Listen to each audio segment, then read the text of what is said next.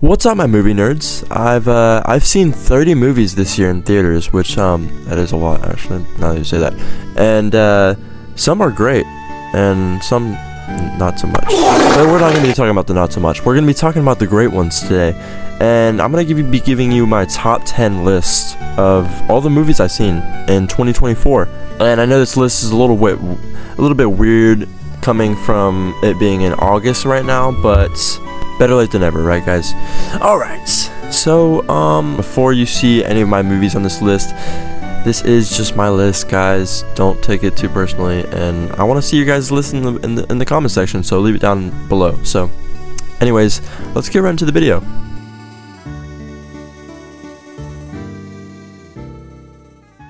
Starting off in number 10, the most surprising number 10 for me is going to be Fly Me to the Moon. Now, this is a movie that originally I was not excited for, but after going into this movie, I was like, okay, it kind of cooked, and I'm very thankful that they produced this. You know, the idea of them faking the moon landing and it being kind of this comedy slash like a romance movie, it was just a weird concept, but they kind of handled it perfectly, and I think most of that charm comes from Channing Tatum. I love him so much. He's just a great actor, and he has this flair and charm to him so much. And Scarlett Johansson is great too, obviously. We knew she was going to be great in this movie though. But you know, this is such a cool concept, and the overall like plot of this movie is just so enjoyable, and it really brings a lot of, you know, laughs and appreciation for this movie to come out. And I think everything was great about this movie, and I like Woody Harrelson. I think his supporting role was absolutely phenomenal, and the ending was great too. It was beautiful, and you know, originally I'm not big about astronauts and all that kind of moon landing stuff, but this movie really put an idea into my head, and I thoroughly enjoy it for that.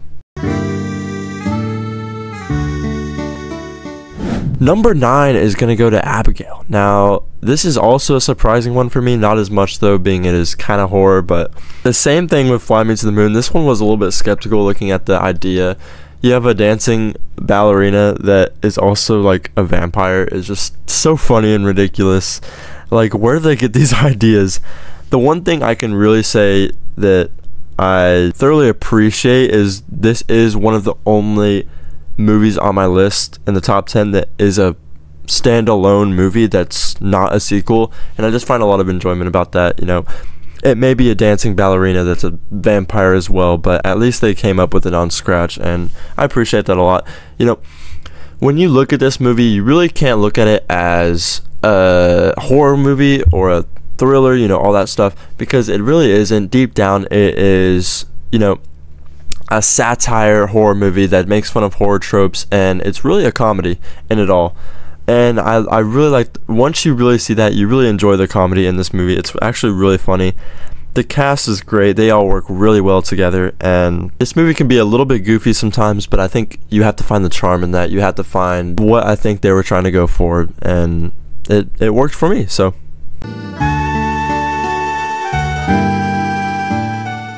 number 8, the only comedy, no, not the only comedy, guys. My comedy movie for the year, Ricky's to Nikki. This goes at number 8 because this is a movie that was just so fun for me.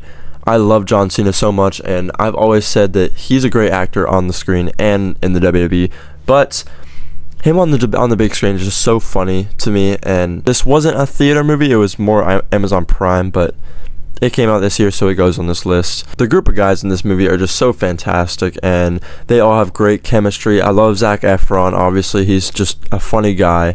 Jermaine Fowler actually was surprisingly funny in this role. I don't find a lot of roles where he's the comedy guy, but it really hit in this role. Obviously, Andrew Santino is just a funny guy, and they all work really well together. I like this plot, and it really puts John Cena in the primary role, which I feel like he's finally getting some appreciation for that. And this guy can act, and I don't think a lot of people see that. Overall, this movie is my favorite comedy movie of the year. It brings so much laughs, and it's definitely an easy rewatch for me. Number 7, Kingdom of the Planet of the Apes. This is a movie that would not be on the typical top 10 movie list for 2024, but I find a lot of love for this movie, and me being a thorough enjoyer of the trilogy of Planet of the Apes, this movie gets a little bit creative with it, and I can appreciate that a lot more than I think other people do. I think people are judged the movie by the fact that, you know, Caesar's not in this movie. It's in the future so much, but I find so much enjoyment that this is trying to be its own movie, and it's trying to be the outlier from the Planet of the Apes, which is really hard to do considering that trilogy is one of the best trilogies of all time. So I can really find a lot of appreciation that this movie tries to stand out, and you got a complete swap in directive with this movie. With this movie, you have pretty much the world being run by apes, and humans are actually the ones in hiding right now. And I just think that's so interesting in this world, and the fact that they are already planning on making, you know, a saga with this world is real. It makes this movie bump up so much higher, because this is not the end of this story for them, and it sets up so many more sequels during the end. The cast is great. I love Freya Allen. I think she is great and phenomenal, and obviously all the people that voice the apes and stuff, I find a lot of appreciation in that as well, because that is not an easy role. You have to play these apes that are not human, but they have human-like characteristics, but not human as well, and ape characteristics. It gets a little bit confusing, but you know, they pulled off so well, and the apes are just great in this movie. It has a lot of heart, and I love what they do with Noah. It's hard to create a new main character that's not Caesar, I get that, but I think they handled it pretty well, and I think Noah's definitely going to be related to Caesar in the future. But until then, you know, I just like what they do with this. They try to make it its standalone film, and I appreciate that. Number 6 is not going to be surprising for some of y'all. It's Deadpool and Wolverine. This is probably some of y'all's favorite movies of this year. This movie I love so much. Obviously I love Wolverine. I don't like Wolverine 2, but you know, that's a story for another time.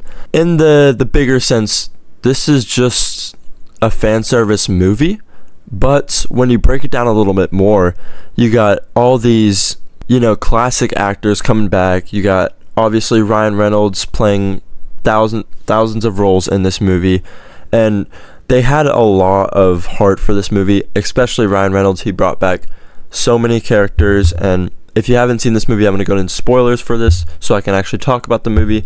But I just find a lot of love that Ryan Reynolds brought back, you know, Jennifer Gardner, you know, Daphne Keane, Channing Tatum as Gambit. You know, he's wanted to play Gambit for over 20 years, and the fact that they did this in this movie is really touching, and I find a lot of love in that as well.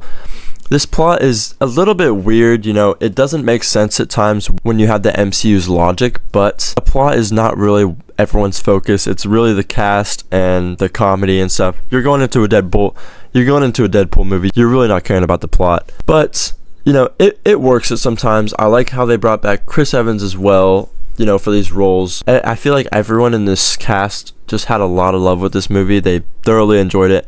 Hugh Jackman coming back as Wolverine was one of the biggest successes of the Marvel industry in general. The fact that everyone's saying that this movie is bringing back the MCU is really refreshing, and maybe it's inspiring a lot of the directors of the MCU to up their game and match this love for this movie.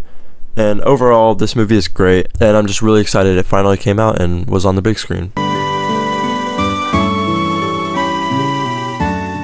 Number 5, we're halfway there. Number 5 is going to be The First Omen.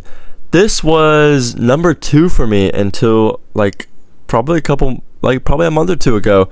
The First Omen is just beautiful to me. I feel like the fact that this was a prequel to the original Omen was a little bit scary for me at first. I was like, I was a little bit skeptical on how you're gonna make this this movie work, but they really did. I love the theme and tone for this movie. They are just beautiful. Obviously, me loving horror movies so much, this is your horror movie of this year. It is pure nuns and horror and churches and evil, and you know, something about that just deserves to be on this top 10 for me. I love these kinds of movies, and if you do it right, it can really spark out. The pacing of this movie was surprisingly great for me. I love how this story just moves so slowly, and it's just terrifying, and you don't know what's going to happen next. The scares in this movie are just great. This was a movie that I got out of the theater and I was genuinely scared, which, you know, is a really good factor for me. If a movie can terrify me, then it's automatically going to go up there in one of my favorites. I don't like The Omen that much, but finding this movie gave me a little bit more appreciation for The Omen and its sequels. I think this movie does great at establishing this world you have with the First Omen. But yeah, I like how this movie ends as well. It perfectly sets up The Omen, and I think that deserves to be in the top 5. Number 4 through 1 are all pretty high-end movies. This number 4 spot could go at number 1 as well. It just depends on the day. But number 4 is going to go to Fall Guy for me. Fall Guy, I just have so much appreciation for. This movie is just so creative in what it's trying to do, and I like how this is one of the only movies this year as well that does its own thing and is not just another sequel to another movie. When you have these A-list actors who put a lot of heart into this movie and they make this movie about something that is a real life problem, is just so touching and moving. And you know, the fact that this movie is an action movie about stuntmen, but in the bigger scheme, it's a message that stunt performers don't get enough attention at all, and most of the stunt performers go under the radar, is a really good theme and a really good message for this movie. And I like how they turned that message and made it into an action movie, which is just phenomenal. Ryan Gosling is great, but everyone knows that. Everyone knows Ryan Gosling is great. Emily Blunt is surprisingly good. I don't know why I say surprisingly, but she's better in this role than any other roles I've seen in her.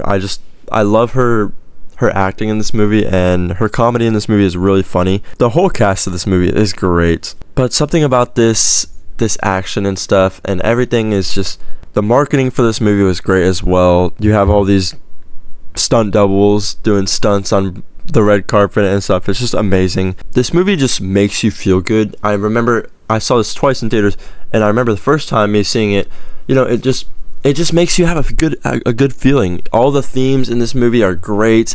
The soundtrack is just wonderful. It gives you a good time, and you come out of this movie and you're not going to be sad. You're not going to be a sad guy anymore. You're going to be happy. You're obviously going to have a new persona, which is Ryan Gosling.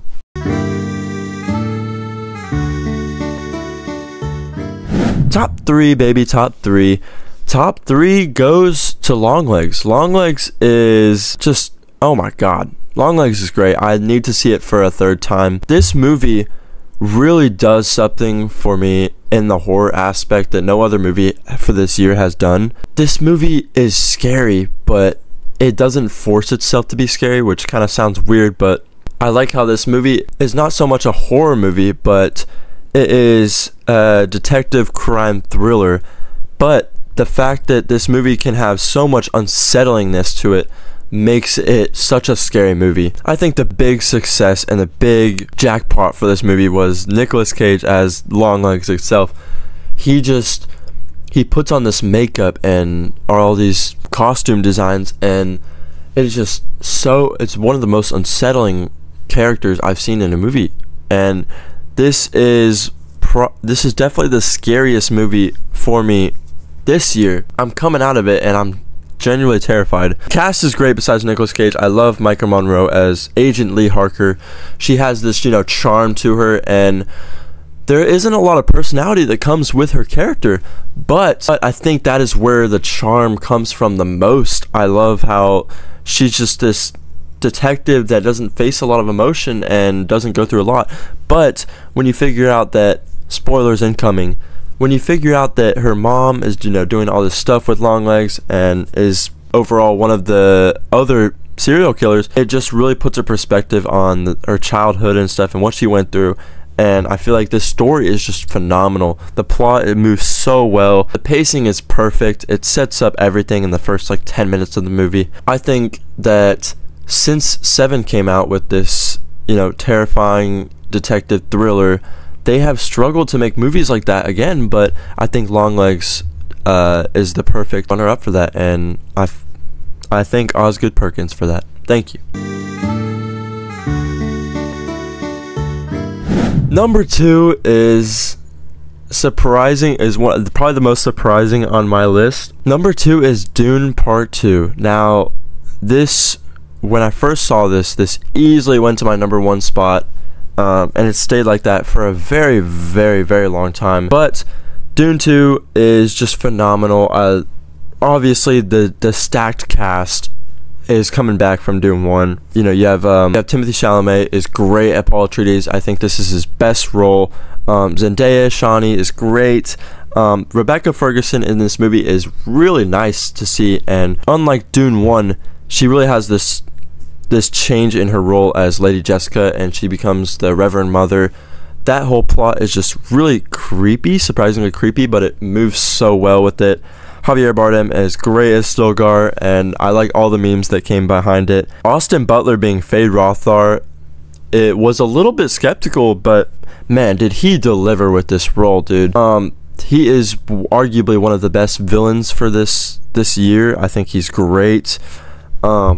Enough of the cast. This plot is just phenomenal. The fact that Dune Part 1 is entirely just a setup for this movie.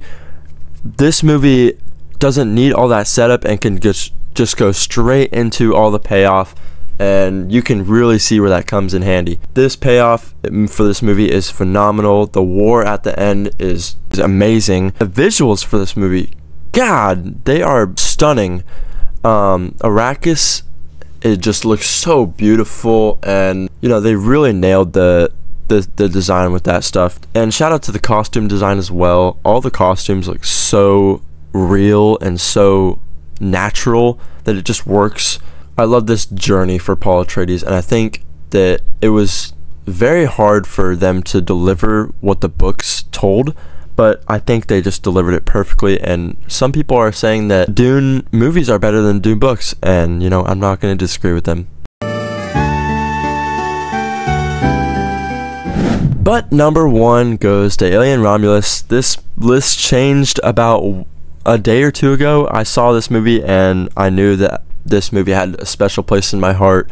This movie is just phenomenal to me. I love how it is the perfect sequel to Alien. I think Aliens is a little bit too much of an action movie and less a science fiction thriller, but this movie just nails the sequel to Alien. I like how they're bringing back these old faces of actors, and I think what's weird is a lot of people are saying that this is just a lot of fan service and they're a lot of bringing back too much people, but this movie comes directly after Aliens, so it would only make sense that you're bringing back these people, and I just find a lot of enjoyment that they do that. You know, this new cast with Kaylee Spaney and David Johnson being the primary standouts for this movie is just great. The whole cast, I love how they switched up from the adults to teens, and you really find a lot more relatability with this movie. The scares in this movie are phenomenal. I think the plot runs so smoothly, and it is so eerie at times, and it really just feels like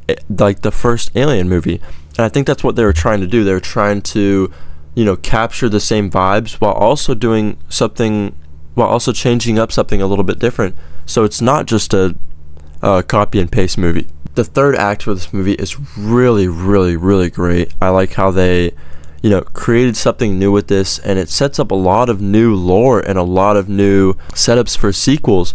They set up some new lore for characters. What they did is they introduced a lot of new lore to this movie, but also this new lore sets up and it helps with the previous lore from movies like Prometheus and Alien Covenant. You know, it helps this movie stand out, and I find a lot of love that this movie connects with all the other movies.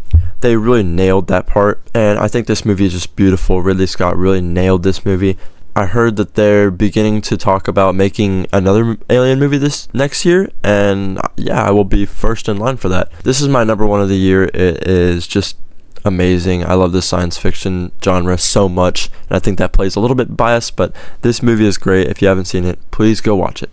Alright, that was my top 10 list.